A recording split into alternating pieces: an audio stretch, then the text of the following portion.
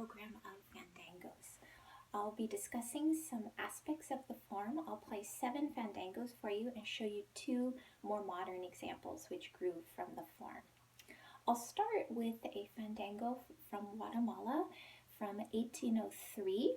I wanted to begin with a piece that comes to us through a Latin American provenance because we'll be tracing the form back to Latin America. In D minor, you'll be able to hear the very typical variations on an ostinato bass line. This is a simple, charming piece, probably written for teaching. Notice how it has one hand in 3/4 and the other in 6/8. It will modulate briefly to F major, and notice how it ends.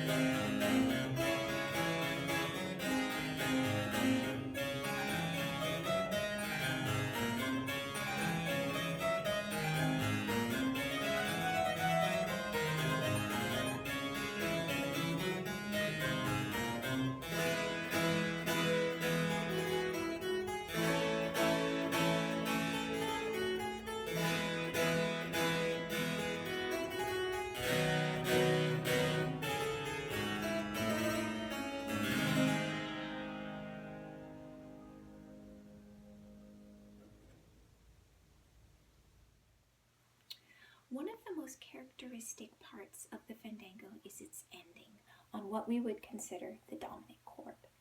Peter Manuel, ethnomusicologist, states that rather than being a cadential idiosyncrasy, it is the most salient indicator of a system of tonality that is distinct from Western common practice and represents a form of dual tonicity emerging from the related traditions of modal harmony.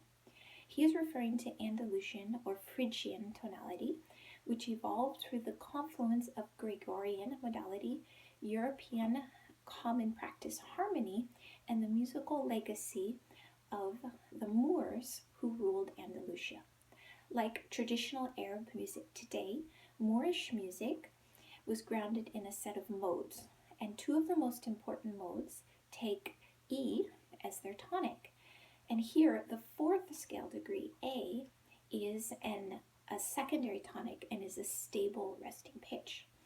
So the most basic chord progression is A minor, G major, F major, E major, which we should not be understanding in Western terms as 1, flat 7, 6, 5, but rather as the chords 4, 3, 2, 1.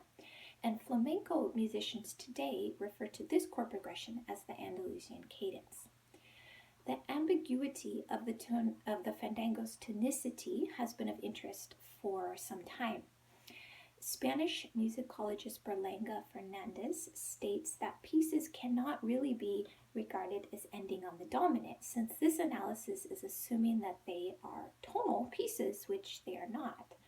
According to Peter Manuel, in fandangos, simple Western polarities of tonic and dominant do not apply. He says the 2 chords are best understood as having their own kind of strength and stability, with the A major by convention being slightly more conclusive and stable. These ostinatos are better seen as swinging pendulum-like between 2 competing tonal centers. There are various suggestions about the origins of the fandango, but the 2 prevailing theories point to a West Indian, Caribbean, or an Afro-Latin origin. Throughout Spain and Latin America in the late 17th and 18th centuries, the term fandango was applied to any sensual, lively dance with musical accompaniment. Generally, the traditional Andalusian fandango has two parts.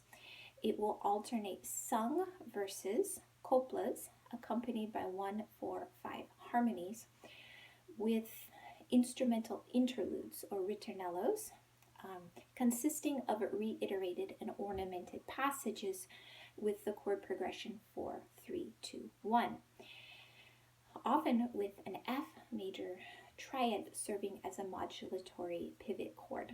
It was often a couples dance accompanied by a guitar vihuela and castanets or palmas. Its meter was originally notated in 6/8, but later examples began to use 3/8 or 3/4. By the late 18th century, a quarterly version of the fandango had become very fashionable among the aristocracy in their dances, and as well as in stage works of all kinds. And so this is the fandango that in the classical music world we may know best, and which is included on this program.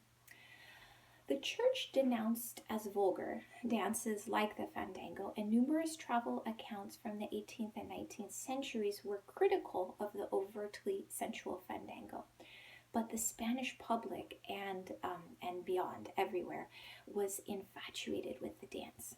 The stylized and elaborated form of the fandango oscillated between two chords, A minor and E major, as I described, or more commonly, really, D minor and A major. Keyboard fandangos, almost always in D minor, retain a loose improvisatory character. Examples which are more firmly ensconced in the Western art music tradition may indeed conclude on a tonic kind of minor chord. There is a general absence of the copla-like sung passages that make up the core of the traditional Andalusian fandango, but some of the keyboard fandangos, such as that of Felix Maximo Lopez, do have a passage like this with a 1-4-5 harmonic scheme. And we did hear that brief modulation to F in the first fandango that I played. So let's hear some of this fandango by Felix Maximo Lopez, born in 1742 and dying in 1821. He was a contemporary of the Spanish painter Goya, one of the most famous musicians of his time in Spain and organist of the Royal Chapel. Here, this piece is built on the ostinato bass line, which serves as a foundation for a series of variations. They are interrupted by a copla in F major. As is very typical, you will hear that most of the patterns are 2 measures long and they are repeated.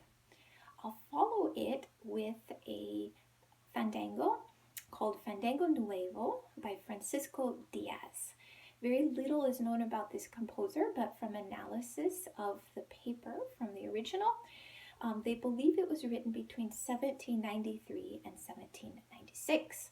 It contains a modulation to the relative major along with the indication subida, which means a totally different musical phrase that speeds up the tempo and therefore the steps. Historical accounts of fandango dances refer frequently to the buildup of energy and excitement over the course of the piece. And so I have chosen to play this fandango as one long accelerando.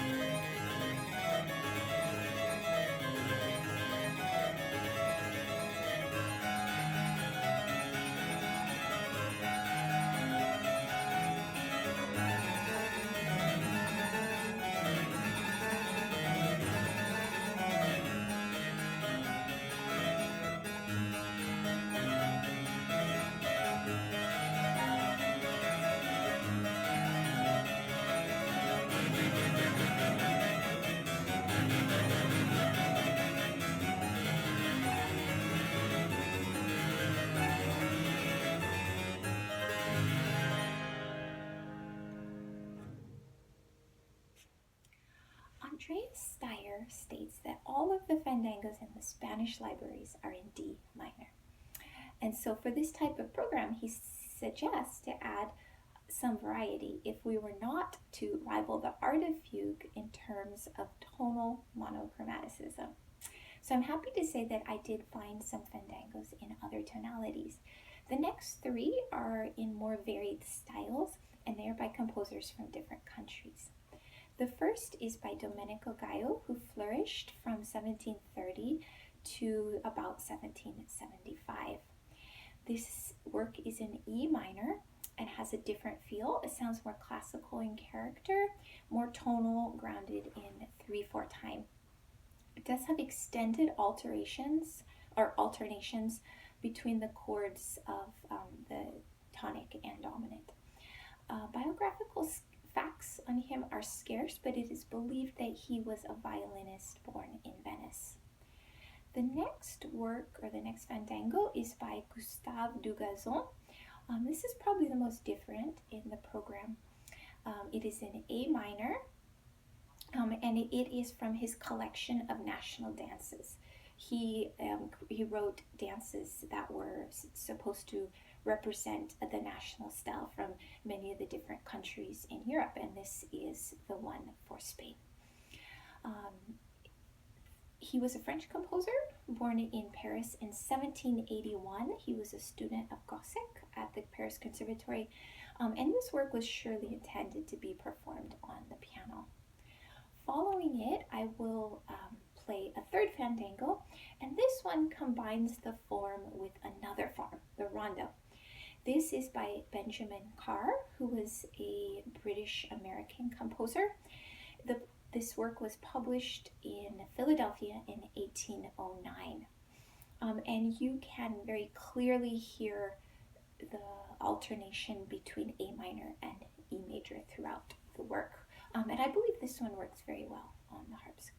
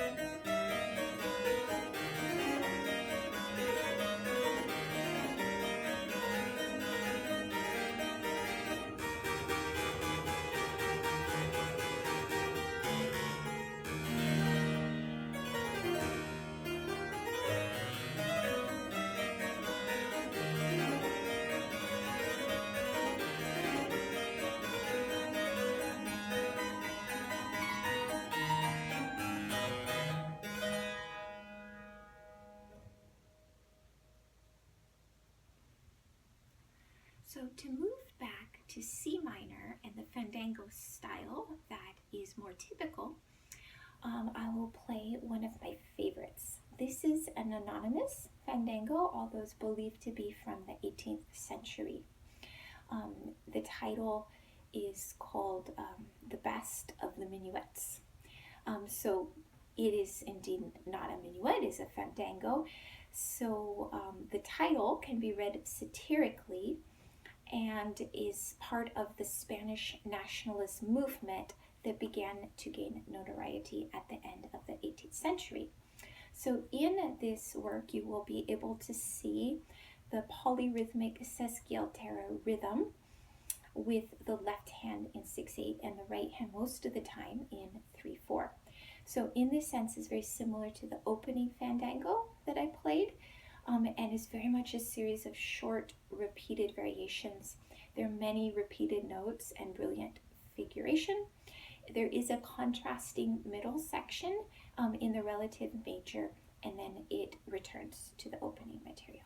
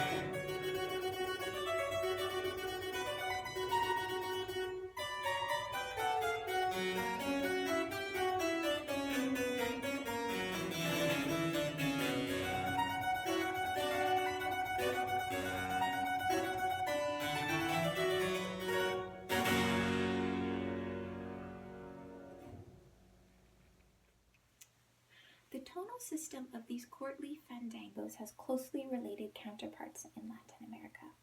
Many Andalusians moved to the Americas and the musical exchanges went both ways. However, pursuing the trail of the fandango in Latin America can be confusing because the term fandango was applied to many lively song and dance genres.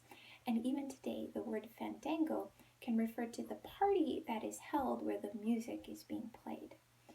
In Latin America, there are many similar genres that oscillate between a chord and its apparent dominant, although they will often include an intermediate subdominant chord in the pattern, such as D minor, G major, A major. This brings us to Mexico. Veracruz and Huasteco was the closest port to Spain. Their fandango and Spanish musical traditions had an impact on regional traditional music, such as the Veracruz Huapango, where pre-Hispanic indigenous music, African musical elements, and Spanish traditions combined to create a vibrant musical culture known as son huasteco, of which Huapango is a prominent style in this genre. It is a dance on a wooden platform where dancers perform intricate rhythmic footwork known as zapateado, substituting the castanets and percussion in the Andalusian fandango. The Huapango is characterized by the complex rhythmic structure that mixes duple and triple meters to reflect these intricate dance steps. The Huapango that I have to play for you is by Paul Bowles, who was born in 1910. He was an American expatriate composer, author, and ethnomusicologist. You can hear metric changes, hemiola, and the repeated 1, 4, and 5 harmonies. This version of a Huapango contains material sourced from traditional Huapangos and mostly alternates 6/8 and 5/8 meters. And this is the only work in a major key on the program. So I'll follow this with my favorite work on the program. In Venezuela, the fandango influenced the development of the joropo. The joropo originated in the Llanos region in the 18th century with African, European, and indigenous influence similar to what we see in Mexico. In 1882, the joropo became Venezuela's national music, and they started using the word joropo instead of the term fandango. The work I'll play for you is by Moises Moliero, who was born in 1904. He was a Venezuelan pianist and composer, and this is one of his most famous compositions, a piano version of Venezuela's folkloric music. It is in D minor, just like the fandangos, and you can hear it alternating D minor and A major chords. There is a modulation to F major. You can notice that it has the same superposition between a ternary and binary pulse that we heard in the Huapango, but as is traditional, the beat is almost twice as fast as in a Huapango. So I'll finish with these two pieces, and thank you for listening.